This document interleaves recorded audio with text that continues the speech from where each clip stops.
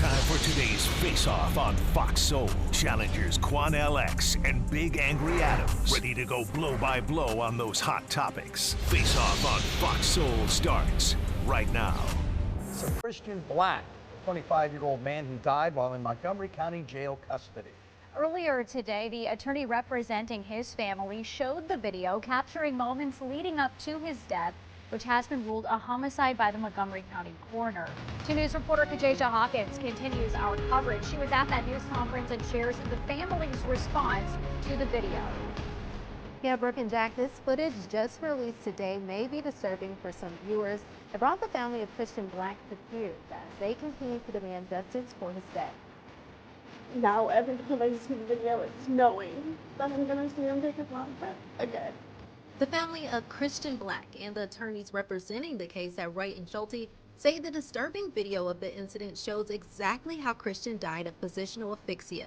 They chose to treat Christian inhumanely because they didn't value him as a human being. Well, we're here today to let you know that he was somebody. He was valued. You see his family here. The video starts with Christian Black ramming into walls and doors inside of one of the holding cells. Then you see around 9 Montgomery County Sheriff's deputies rush inside the cell to subdue him.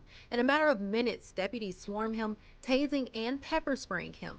Deputies then put Black into a restraint chair and place a spit mask on his head.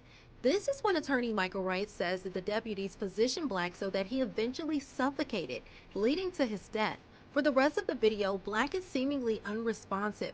Nearly 10 minutes after first being restrained, a nurse takes his blood pressure, and then another medical professional begins to administer CPR. But attorney Michael Wright says that at that point, Christian Black was already dead and deputies failed to act fast. He says that they are now seeking legal action for negligence. As it relates to how they are handling inmates within this county jail. So we are planning on initiating a lawsuit. In this round, here's Charles Big Angry Adams. You know, Quanell, this is another example of the way things are framed to completely absolve one person of any actions that contributed to the death and condemn public servants for doing their jobs. I am sure you will disagree, but you look at the headline, man's death. That was the Dayton, Ohio NBC affiliate that we took that clip from. Man's death caused by gang-type response at Montgomery County Jail. And it's that kind of inflammatory description that we're seeing all across the media space that clearly ignores what was going on. They showed a little clip of one, half-hearted effort to ram his head into the wall, but the truth is that this man was banging his head into the wall over and over and over again and ignoring instructions to stop, right? He was causing it for a very long time, and causing tremendous injury to himself. He was damaging himself. To himself. And what the cops could have done is they could have just said, stay in there and continue hurting yourself until you kill yourself. And that, of course, would have been their fault, right? They've got an affirmative obligation to act to protect this man from harming himself. Now, when they went in there, there was no cessation of his actions, right? There was still craziness, and they had to restrain him. They put him in a restraint chair. They actually did everything they were supposed to do. And when they saw that he was having a problem, they immediately got medical staff. But because this family, and here's the problem. People don't just all of a sudden start ramming their head into walls and going crazy on cops.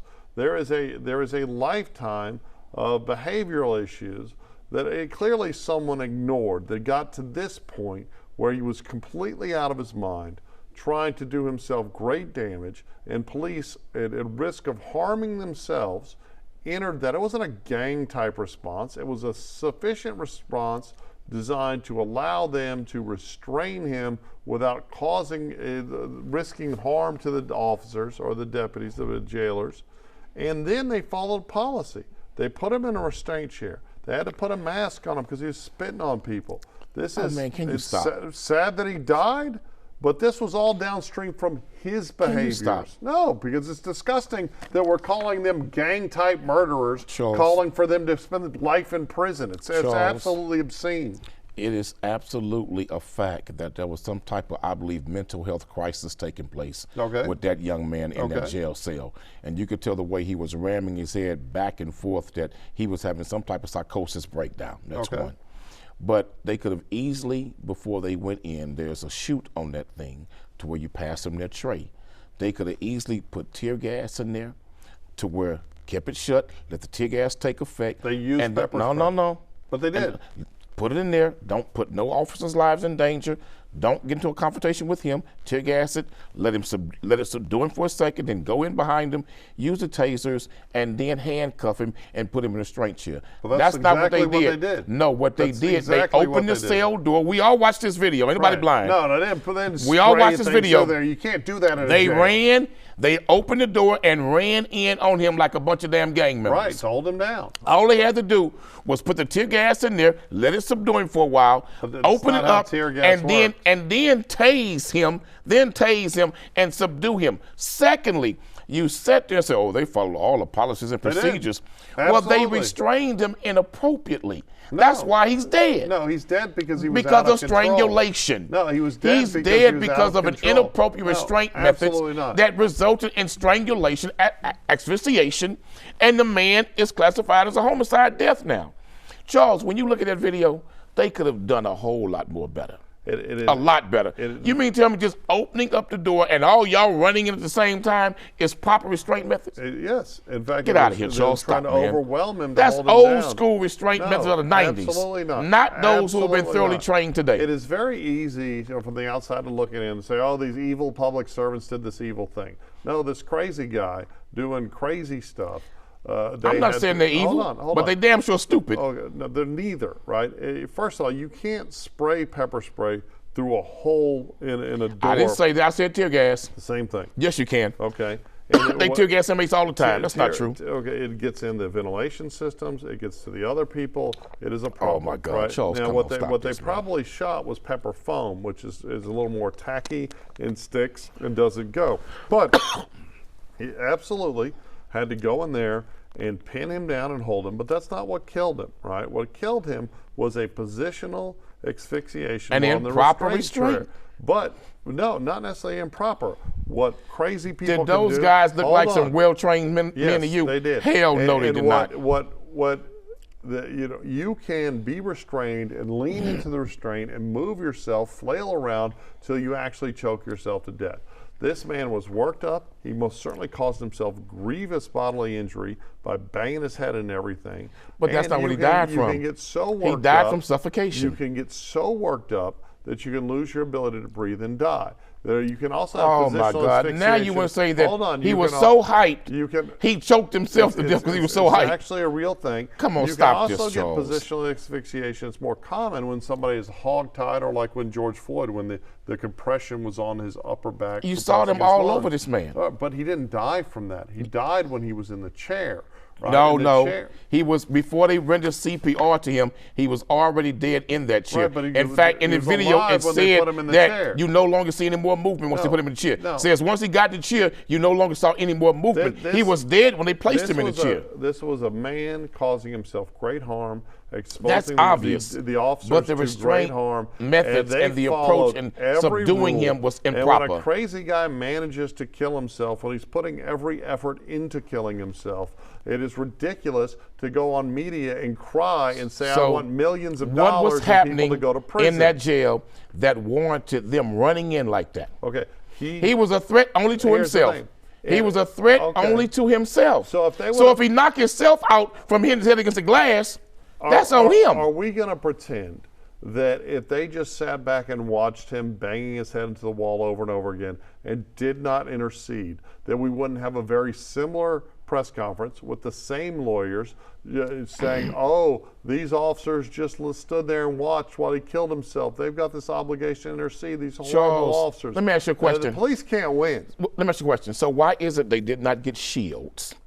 They get the little armored shields. Again, it's very easy and to run and one second. Monday morning quarterback this. I've watched these restraints. They go in with the shields, pin him against the wall. Okay, or pin him down with the shields, all right? Then when you pin him down, you can tase him there. You can handcuff him, restrain him properly there. Charles, they ran in with no protective gear, They ran there with no shields, and they just, like dudes on the corner, bum rushed him. No. What they did. That's wrong, Charles. It's improper. You're saying you saw it. I've actually done it in the same circumstance, exact same circumstance. Big crazy guy, but in this we had bars back then, and he'd banging his head over and split his skull open, running into the bars. And as soon as we got it open, he came at us, spitting at us, clawing at us, and it was only 4 of us, because I think that was the whole shit. We got him held down, we got the mask over him, and we put him in a, back then we just used a straitjacket, which is not nearly as good as the restraint chair.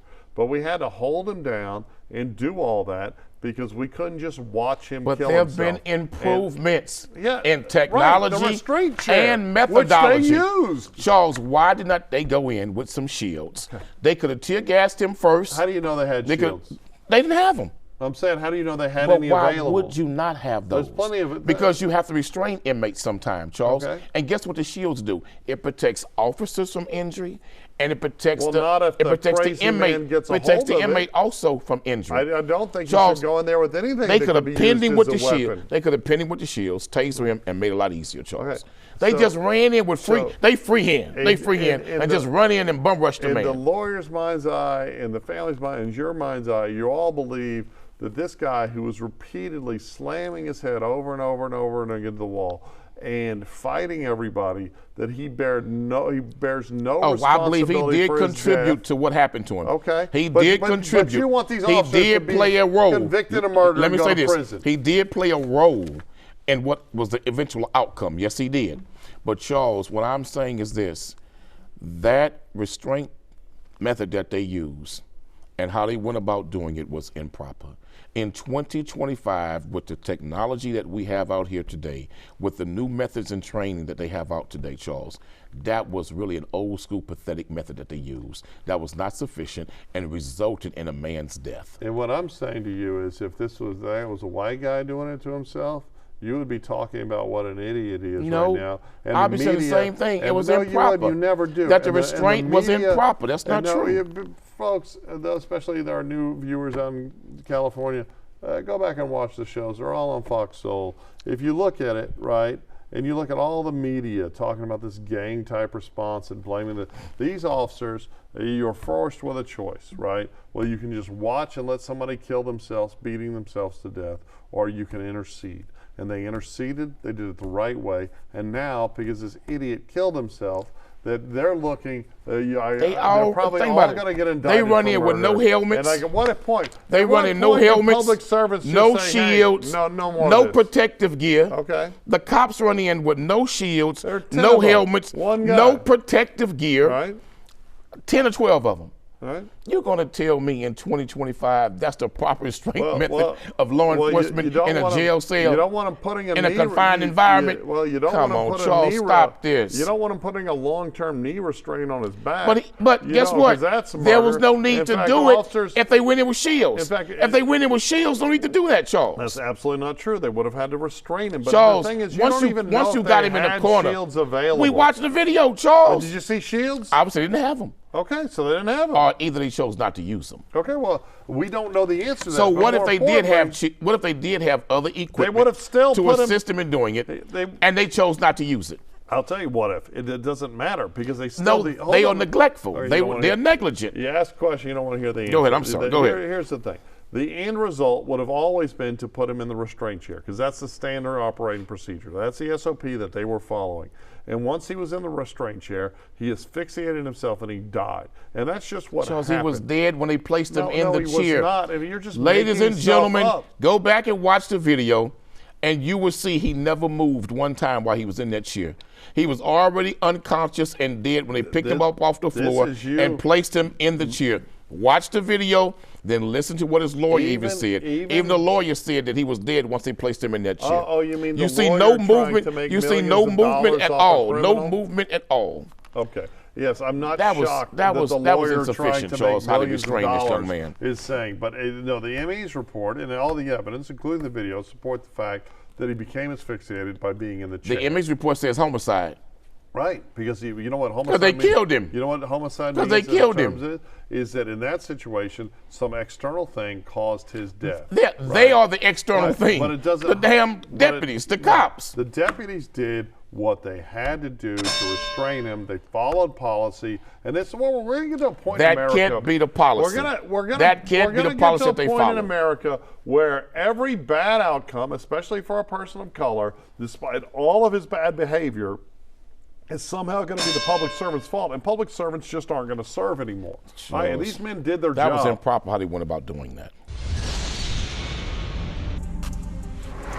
Yes, 13, anything you want to say about Alcatraz? I don't know if he's watching The Rock or what inspired this. Welcome to The Rock.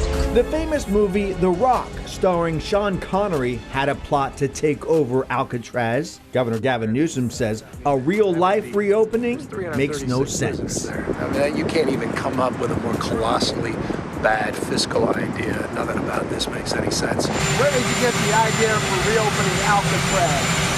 It's an idea I've had. President Trump defended his idea to reporters outside the White House. It's long been a symbol, Alcatraz, of whatever it is. I mean, it's a sad symbol, but it's a symbol of law and order.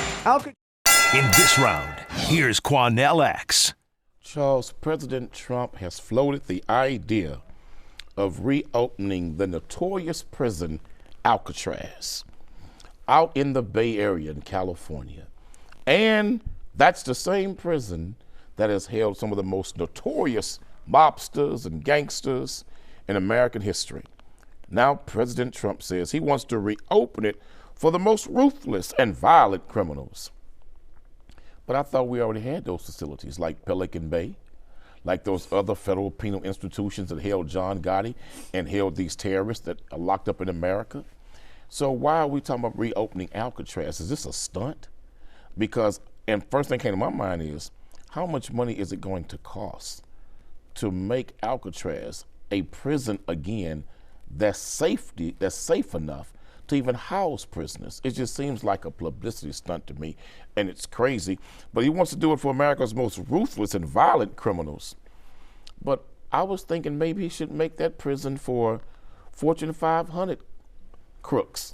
Maybe he should make that prison for insurance company CEOs who use AI to just delete people's requests for life-saving procedures and surgeries. Maybe he should keep that facility open for politicians who know how to sell when they know something is coming down the pipeline because they got insider tips. Maybe he should leave that open for America's biggest tax evaders. But you want to make that for America's violent criminals, but you don't want to do a damn thing about the real crooks in America.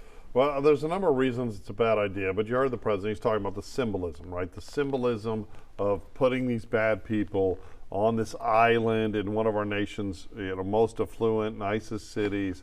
There is a million reasons why this is just silly, late-night Twitter finger nonsense from our current executive.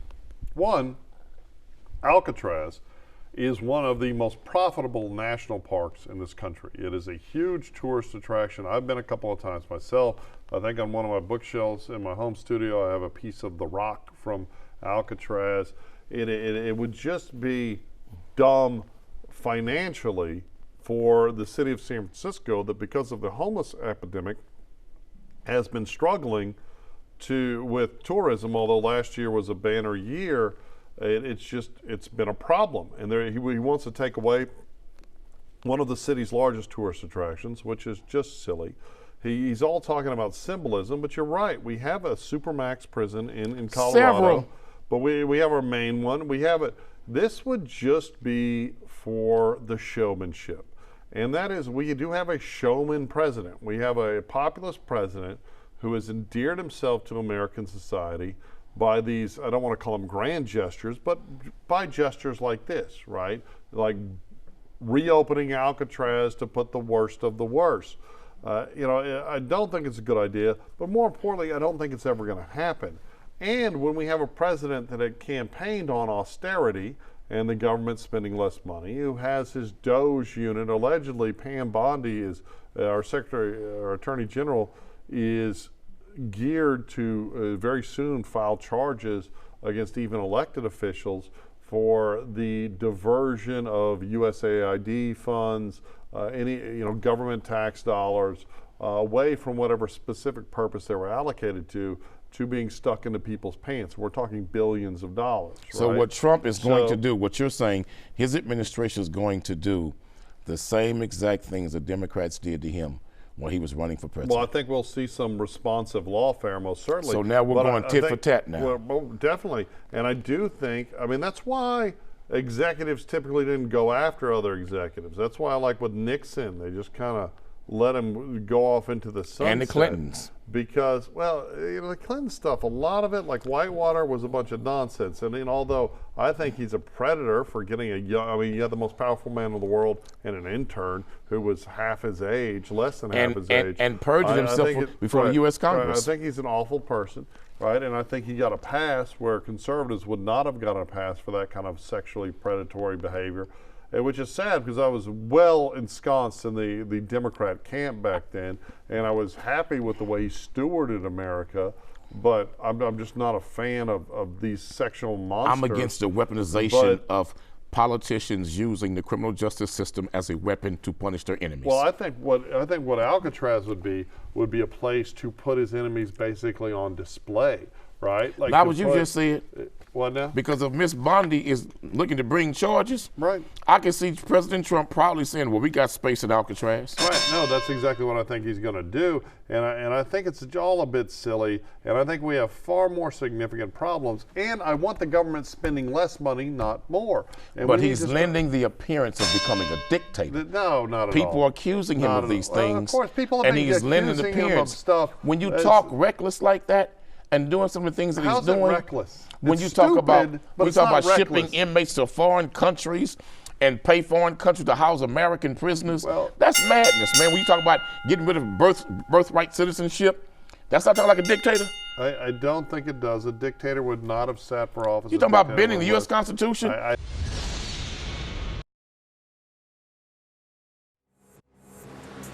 That's it for the Face Off on Fox Soul. We'll catch you next time.